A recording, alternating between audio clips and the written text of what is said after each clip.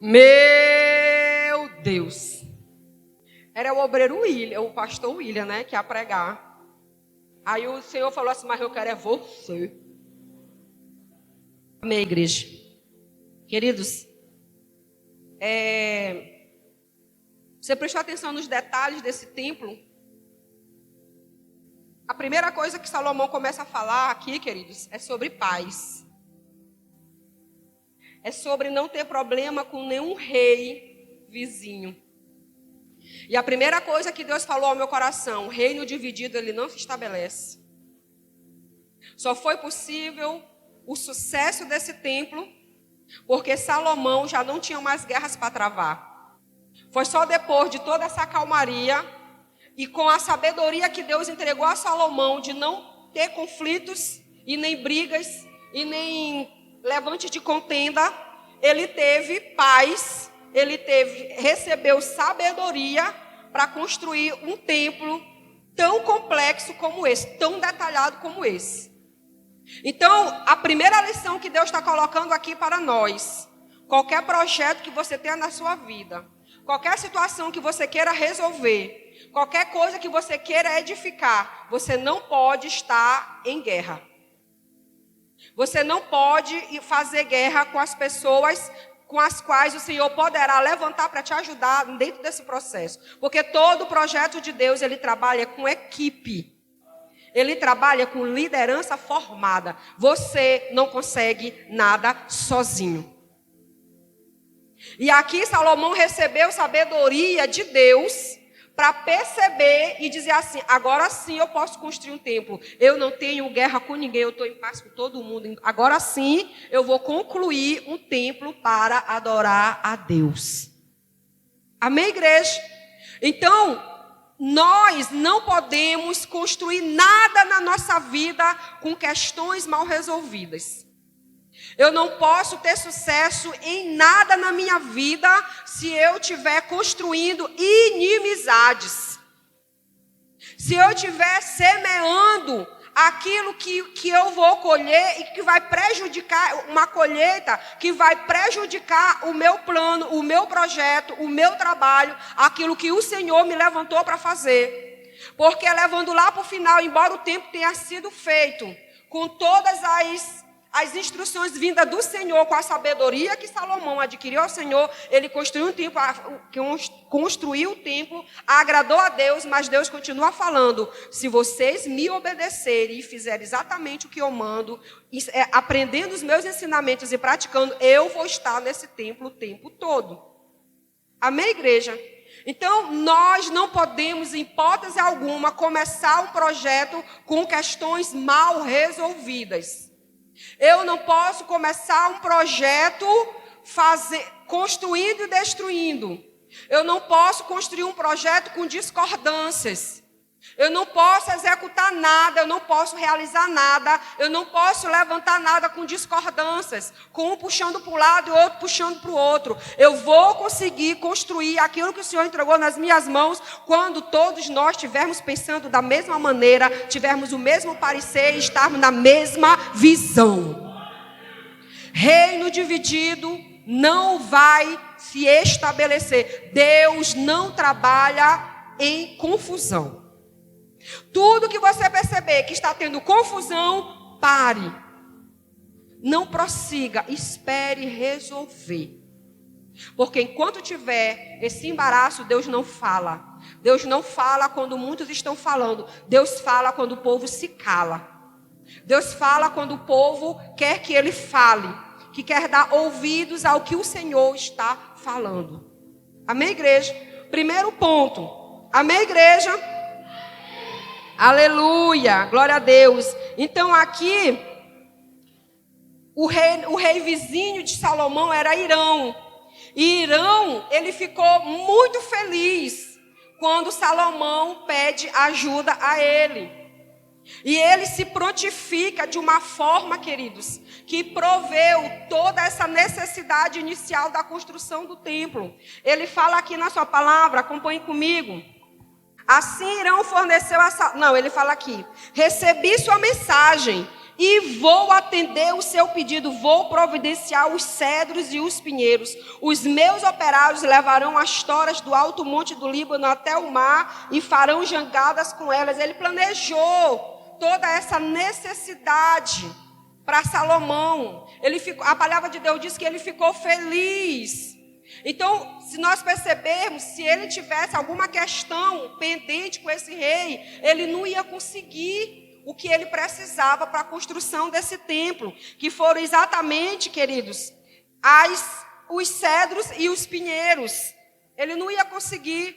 E ali a gente vê que Deus começa a prover. Porque, queridos, uma coisa é você ter um projeto para agradar o coração de Deus. Outra coisa é você tirar isso de dentro e executar. Amém?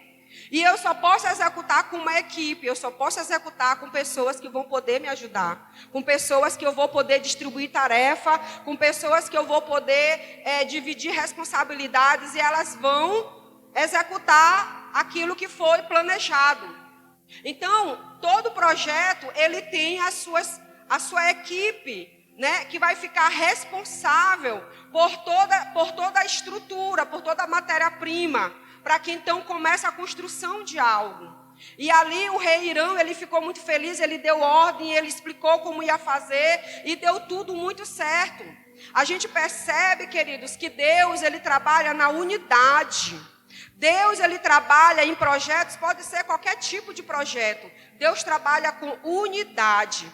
O segundo ponto que me chamou muita atenção aqui é que Deus fez questão que fizesse parte, né, da literatura, da palavra dele mesmo, detalhes de como esse templo foi construído, né?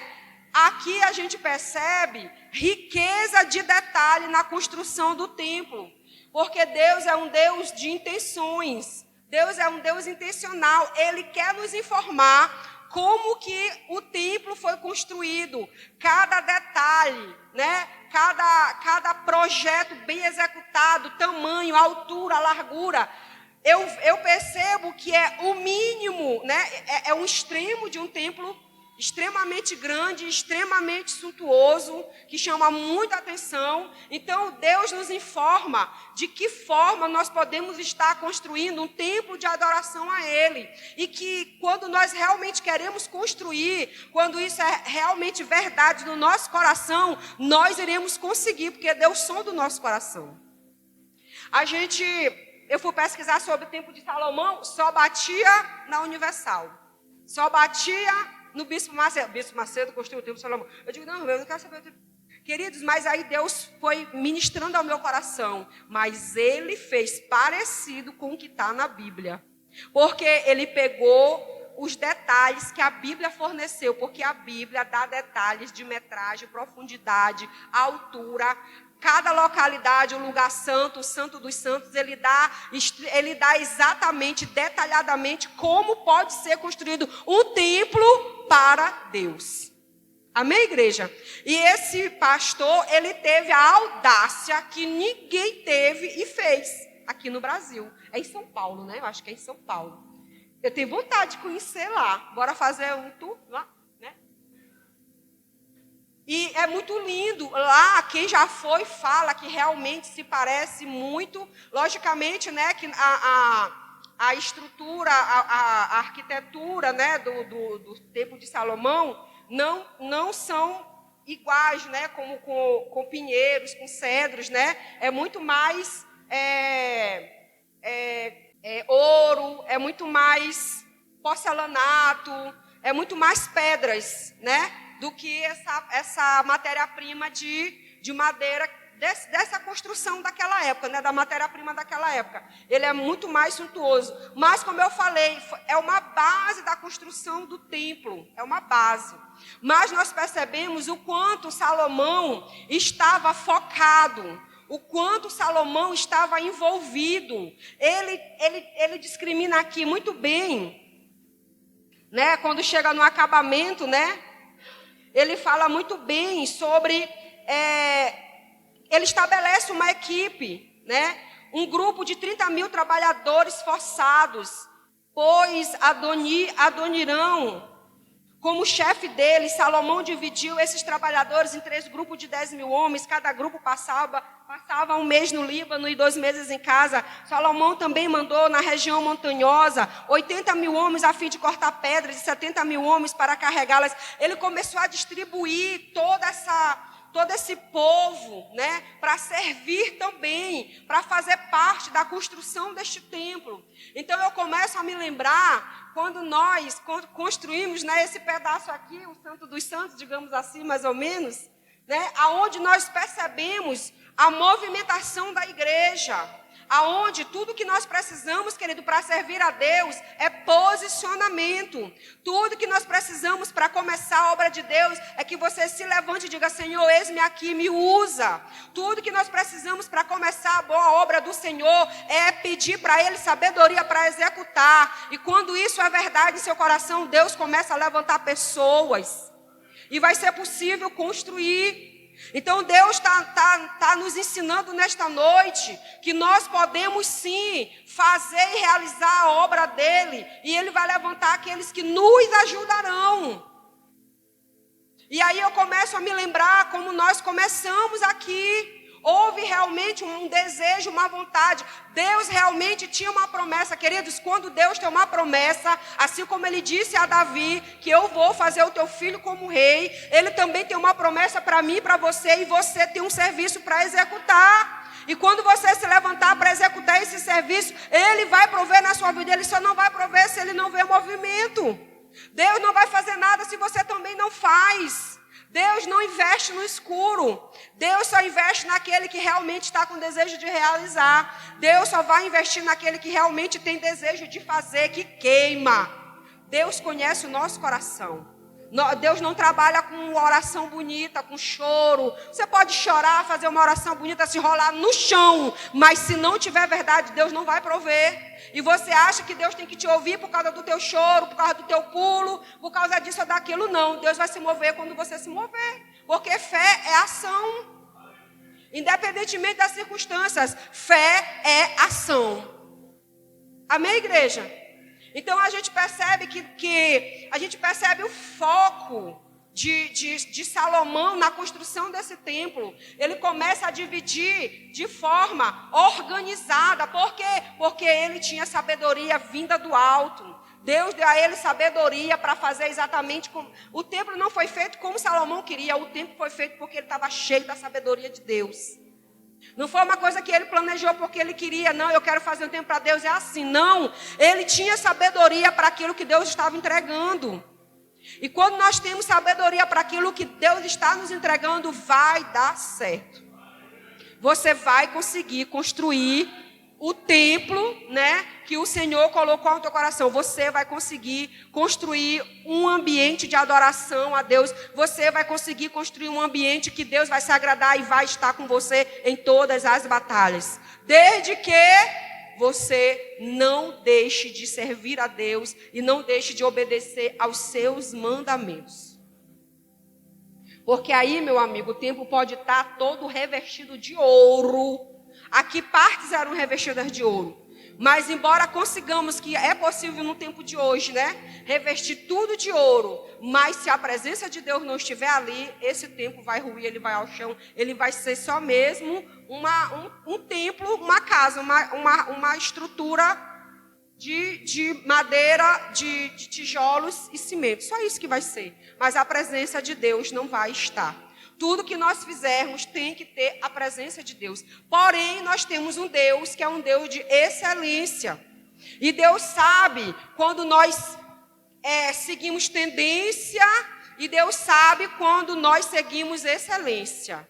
Tendência é quando a gente observa que todo mundo está no modismo, está fazendo da mesma forma. Excelência é você fazer aquilo que Ele quer, aquilo que é estabelecido por Ele.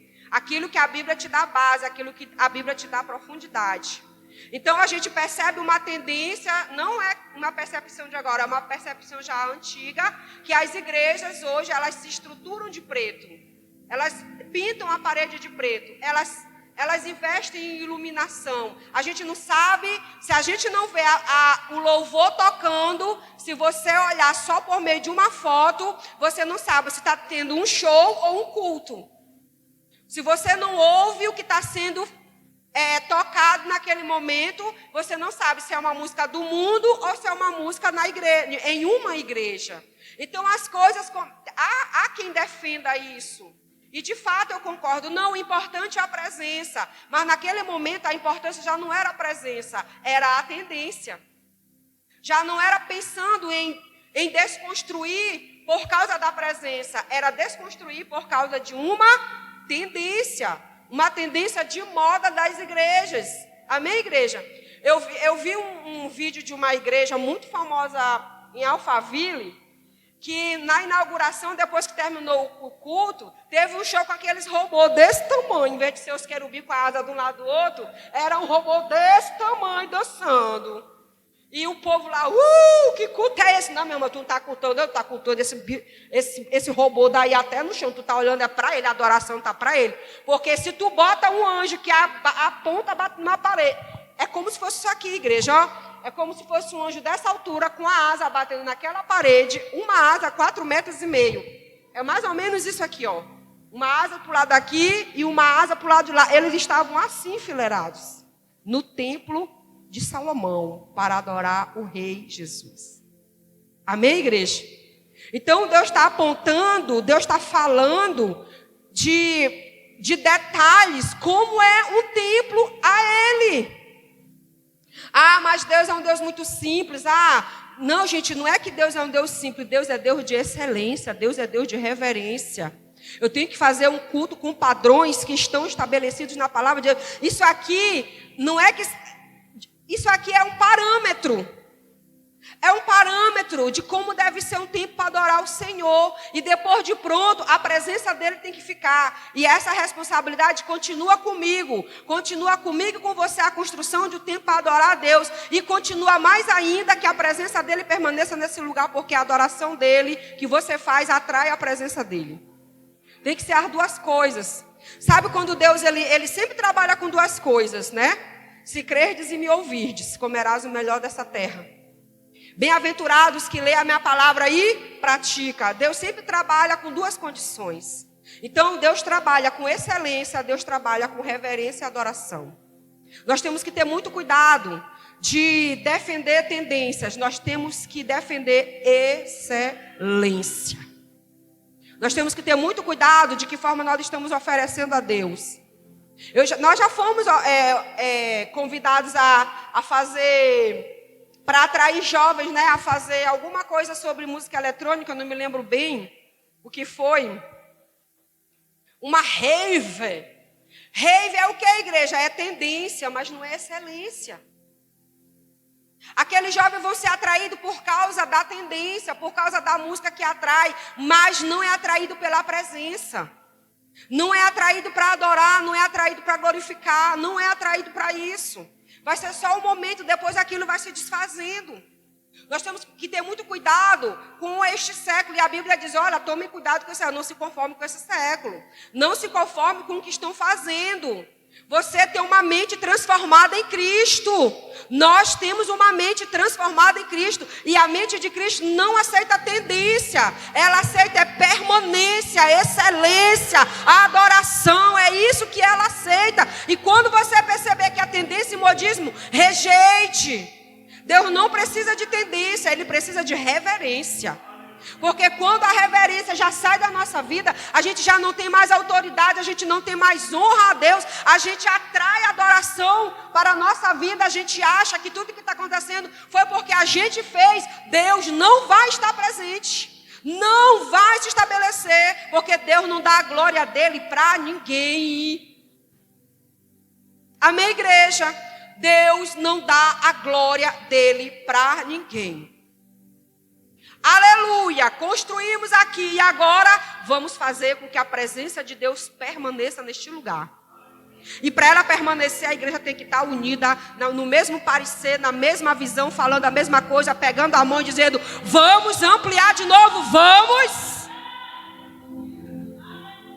Assim que a presença de Deus permanece, unidade.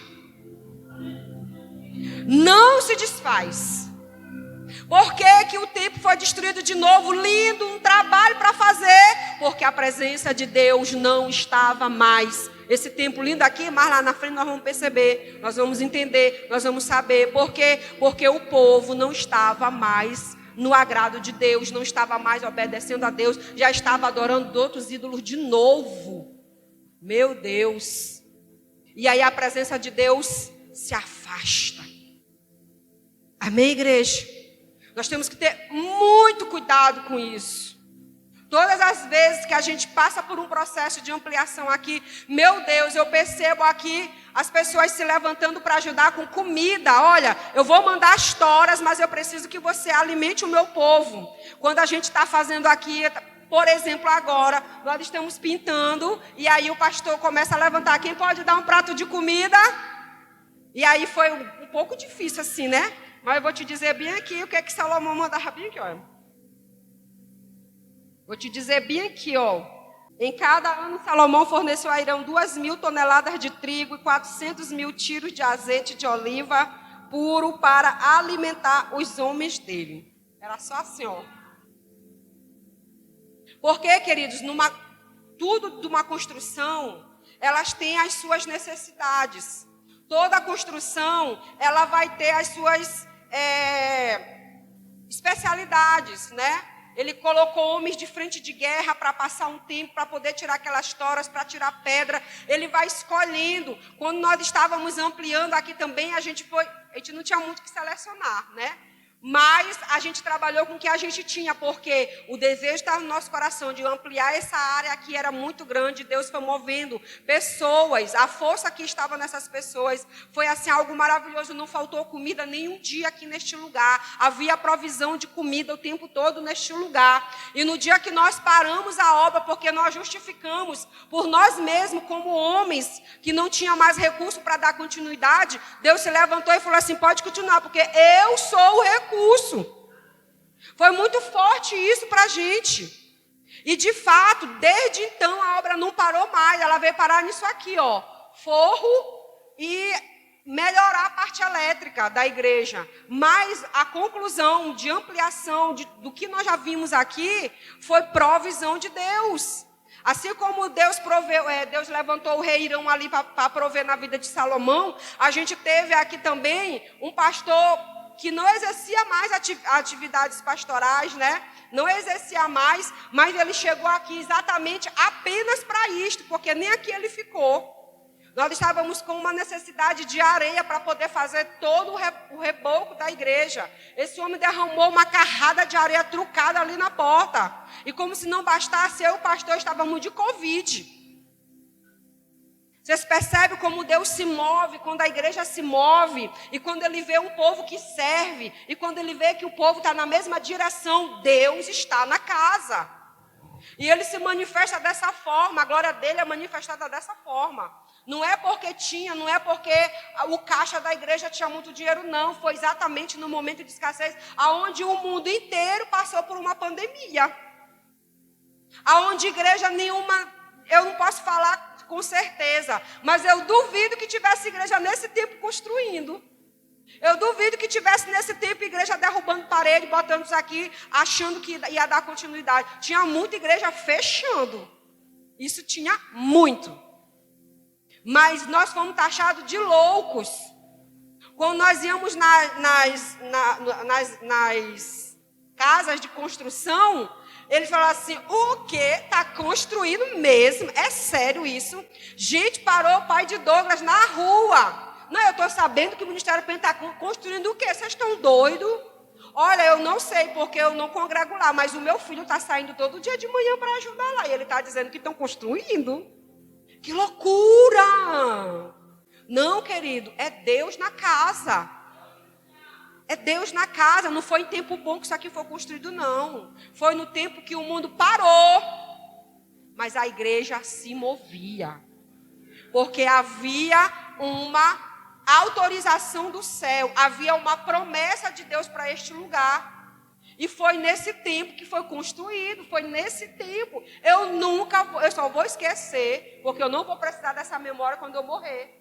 Mas eu me lembro todo dia, quando tem qualquer movimento nessa igreja, quando eu entro nessa igreja, eu começo a me lembrar de onde nós viemos e até onde o Senhor nos colocou.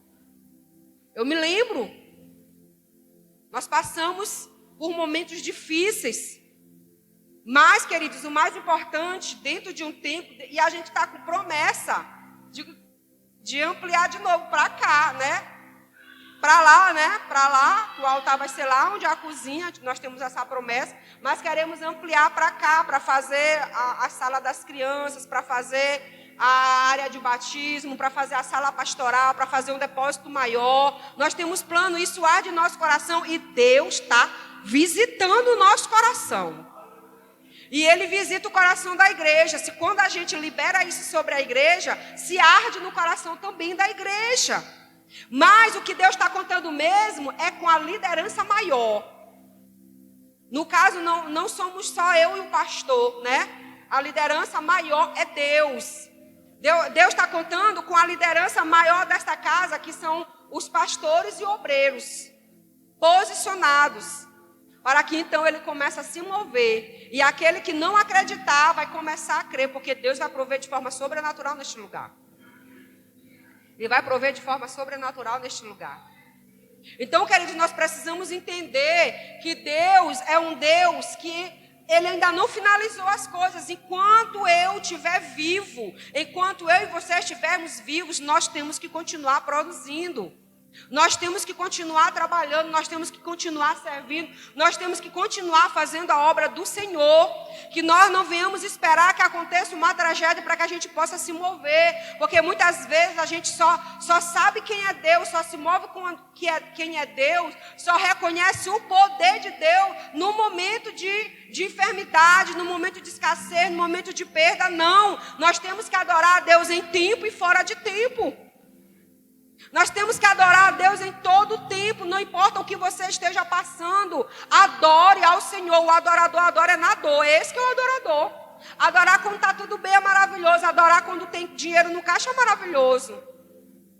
Mas Deus, querido, Ele provê. Se Ele é o Jeová Jireh, Deus da provisão, é porque certamente não há provisão. Há uma escassez evidenciada naquele ambiente.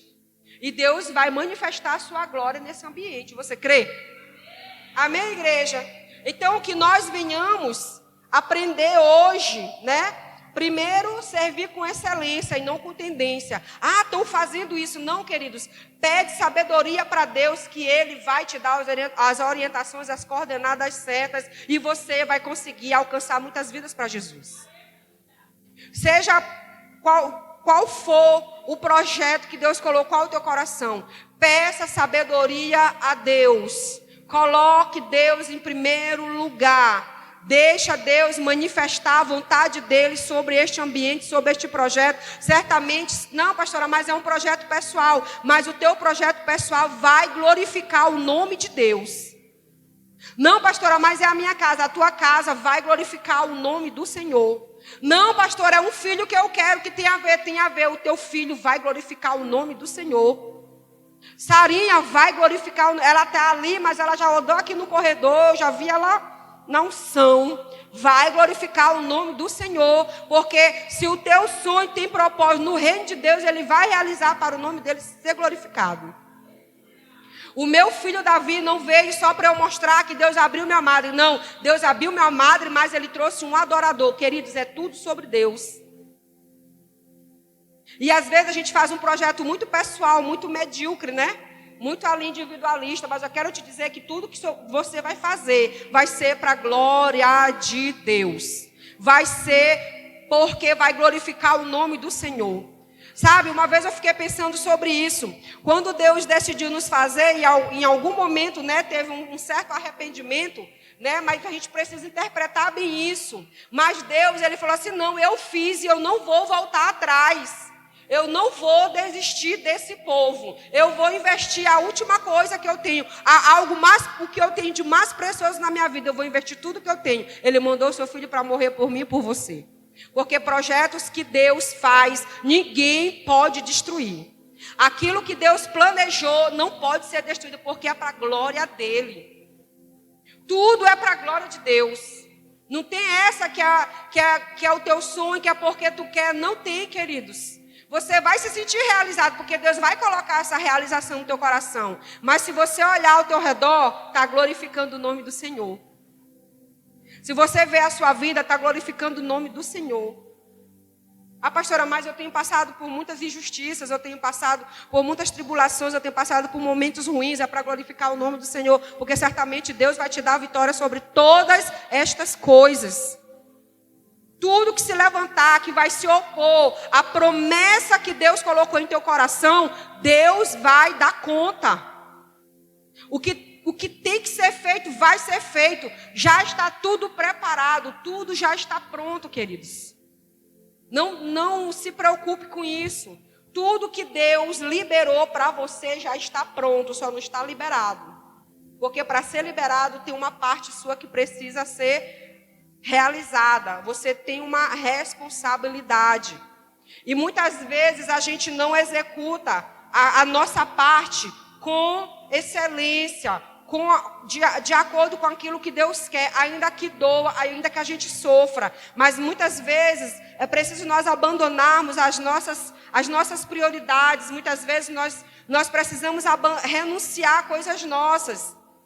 Aquilo que tu acha que vai ficar extremamente difícil, Deus vai te dar sabedoria e vai te dar uma forma que você vai fazer e vai fluir, vai dar tudo certo. Aí ele começou a quebrar, porque ele estava resistente. Né? Então, é normal que nós venhamos olhar para um problema e achar, não, eu preciso investir esse tempo, eu preciso fazer porque eu não. Nós temos um Deus que pode todas as coisas. Nós temos um Deus que pode abrir portas, nós temos um Deus que vai nos dar sabedoria. Nós temos um Deus que vai fazer com que tudo aquilo que a gente achou que era difícil, Ele vai prover e nós vamos executar com facilidade. Nós vamos encontrar um meio, uma técnica de fazer com facilidade, porque Deus, Ele faz assim. Nós temos, queridos, que saber que nós sem Deus nós não somos nada. A sabedoria que nós temos, a perspicácia que nós temos, a facilidade de aprender as coisas que nós temos, não vem de nós, vem de Deus.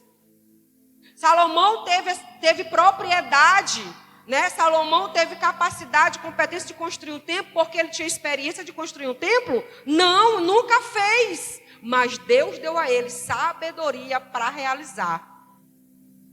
Ele fez exatamente como Deus queria. Noé, ele tinha competência, Noé, ele tinha sabedoria, ele tinha experiência com isso? Não, mas Deus deu para ele capacidade de fazer uma embarcação como nunca hoje foi feita, do jeito que foi feita, para suportar uma grande enchente, que nunca houve no planeta depois dessa inundação, depois do dilúvio. Amém, igreja? Mas Deus, Ele é aquele que nos dá sabedoria para realizar aquilo que Ele quer. Deus vai te dar sabedoria para realizar o problema que tu acha que não tem solução. Deus vai te dar sabedoria para resolver qualquer situação. Sabe por quê, querido? Porque aquele que busca no Senhor, Ele ouve e entrega a resposta certa. Ele dá a solução certa. Ele dá o caminho, Ele mostra o caminho. Ele aponta a direção. Esse é o nosso Deus. Mas é necessário que os seus filhos e filhas andem em comunhão. Andem na mesma unidade. E glorifiquem o nome dEle. Porque, querido, todas as vezes que eu começar a testemunhar que o que eu tenho veio de homens e começar a falar que como eu estou vem de homens, isso desagrada a Deus. Tudo que eu tenho, tudo que eu sou é por causa dEle. Tudo é para glorificar o nome dEle. Foi Ele que te trouxe até aqui. Foi Ele que te levantou. Ele diz na sua palavra, antes que você tivesse encontro com qualquer um que pudesse tomar essa honra de Deus, Ele disse, eu te chamei desde o ventre da tua mãe. Antes que qualquer um queira o mérito de quem você se tornou hoje. Ele diz, eu te escolhi desde o ventre da tua mãe. Eu tenho uma história para ti desde o ventre da tua mãe. E é nesse caminho que Ele vai te levar. É nesse caminho que Ele vai levar você, para você atingir a estatura que Ele planejou para você. Ele, Somente Ele. Amém, igreja? Até os nossos filhos. A palavra de Deus diz que eles não são nossos. Filhos são a herança do Senhor. Eu não tive capacidade nenhuma, interferência nenhuma de gerar filho. Eu não sei nem como que deu esse processo. Eu só sei que eu tive que botar para fora. Porque já estava pronto. Amém, igreja? Nada tem interferência do homem, nada. Nada. Dê glória a Deus. Tudo que você tem, tudo que você é, tudo que você se tornou, tudo que você está se tornando, tudo que Deus ainda vai fazer na tua vida é para a glória dele. Antes de você nascer, ele já tinha te escolhido. Então ninguém tem acesso no que você se tornou hoje, porque ele diz: eu te vi primeiro. Eu te escolhi. A Bíblia ainda fala mais profundo. Você ainda não tinha nem forma de gente. Você ainda era uniforme. Você não tinha forma humana. Você já era escolhido de Deus. Ninguém tem acesso ao que você se tornou hoje. Você é produto do reino de Deus.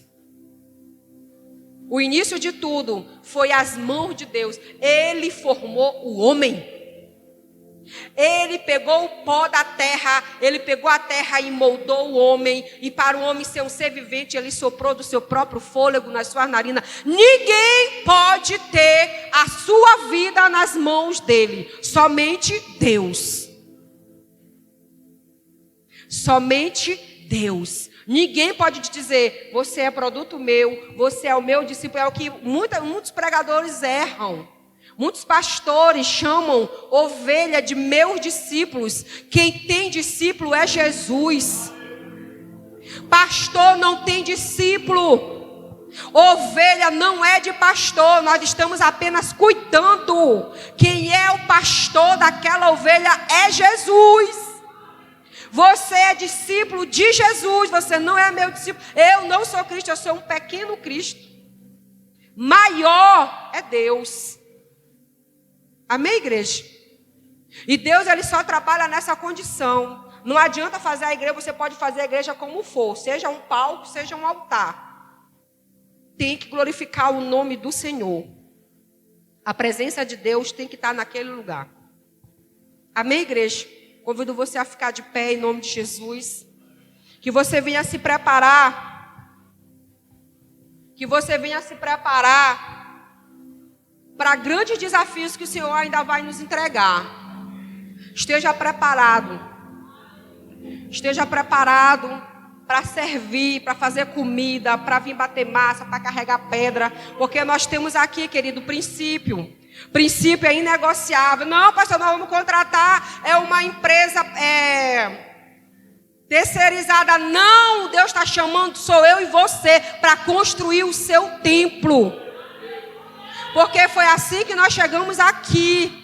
Aqui só houve uma intervenção profissional. Quando foi para colocar essas telhas, colocar esses ferros, para nivelar, é uma coisa assim mais profissional. Mas aquilo que nós podemos fazer, nós não vamos nos omitir de fazer. Aquilo que nós podemos estar servindo, não se omita de servir. Aquilo que você pode fazer, faça. Ninguém não tem nada que não possa servir. Pastor, eu não tenho muita comida para oferecer, mas eu vou trazer água gelada, eu vou trazer suco lá em casa, está derramando manga, eu vou levar. Já ajuda. Mas você tem sim alguma coisa para servir no reino de Deus. Você pode oferecer alguma coisa sim. Não, pastor, eu não trabalho, vem ajudar, irmã. Bate uma massa, carrega um balde, bota uma água, vai ali, levanta uma coisa, pega os pau, bota para ali. Venha. Nós vamos chegar nessa fase de novo aqui. Nós vamos chegar nessa fase de novo. Ou você acha que a gente vai ficar assim até Jesus voltar? Se voltar hoje, aí eu já te retiro minhas palavras. Né? Mas enquanto não voltar, nós precisamos planejar. Ele libera, ele diz: o homem pode fazer seu plano. Planeja, vai planejando. O que for meu eu vou estabelecer. O que não for meu vai para o chão. E eu fico tranquila. Se ele botar no chão o projeto que eu fiz, glória a Deus, que eu não estou aqui para servir diabo. Eu estou aqui para servir a Deus. E se o plano que eu fiz vai glorificar o nome do diabo, então encerra Bia em nome de Jesus. Amém, igreja? Mas eu e você, nós somos chamados para servir. Pastora, não tem nada para oferecer. Minha irmã compra um flocão, R$3 o flocão. Faz um cuscuz, chama outra irmã, faz um café e traz aqui para o pessoal que está com fome. Hoje o pastor está atarefado ali com Brenda e Cleidiane, né? E aí eu sou dona de casa agora, né? E aí eu cheguei, eu não consigo ver a casa desarrumada, eu não consigo relaxar. Corte subir em nome de Jesus. Amém, igreja? Mas nós somos aqueles que servimos. Nós temos que estar em posição de servir, seja em qualquer situação, queridos. Fique pronto para servir, fique atento. Você não está aqui para ficar em casa sem fazer nada, não. Você soube que a igreja já está em construção. Corre para cá. Tem algum serviço para você. Você pode ter certeza que tem um serviço para você aqui. Deus vai... Aqui era de 10 mil homens, era 30 mil homens, era 5 mil homens, 10 mil vai para cá, 100 mil vai para cá. Nós temos uma quantidade dentro da relatividade, né? Dentro da nossa realidade. Mas nós temos aqui pessoas que elas podem ser designadas para fazer uma coisa e outra, até que o objetivo seja cumprido aqui neste lugar. Até que a ampliação, a revitalização aconteça. Você pode ajudar. E nós... vamos passar por um processo ainda de renovação aqui no templo, né? Nós vamos botar o forro. Não sei se vai ter tempo, mas eu acredito muito, querido, meu Deus, que nós vamos completar 9 anos. Ou seja, nós já vivemos os 9 anos, amém? Agora vamos ver o 9º ano indo para uma década. Nós temos que entender que o que vai acontecer até a década vai ser algo grandioso, são 10 anos. Deus vai fazer algo sobrenatural e Ele está esperando esse novo templo, né? Essa nova parte para a década. Pastora, só no aniversário de 10 anos? Não, é em seguida. A gente vai viver esse ciclo de 9 anos aqui, a gente vai viver isso aqui. Mas o primeiro dia que nós já estamos pisando na década, Deus vai começar a mudar muita coisa neste lugar. Ele falou isso ao meu coração hoje, eu já dividi com uma pessoa sobre isso. Deus vai mudar muita coisa aqui nesse lugar. Sabe para quê, queridos? Quem vai saber me dizer para quê? Que Ele vai mudar muita coisa aqui nesse lugar. Para que o nome dEle seja glorificado. Vai ser lindo. Querido, lindo. Vai ser lindo. E Deus vai usar quem? Essas cadeiras vêm aí? Esse piso vem aqui?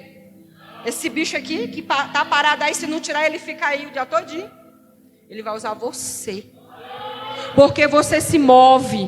Porque você foi escolhido por Ele. Porque você tem sabedoria do alto. Porque Ele te levantou como coluna nessa casa. E Ele não está falando aqui de cargo. Ele está falando daquele que está disposto a servi-lo. Ele não está falando de cargo. Ele está falando daquele que está disponível. Porque quem não tem cargo, não está disponível, ele usa aquele que ele quer. Que ele levantou para ser coluna, não quer ser coluna, meu amigo, ele pega o graveto e torna de ferro. Ele está falando com cada um de nós. Né, Sarinha? Até Sarinha vem. Até Sarinha vai ajudar.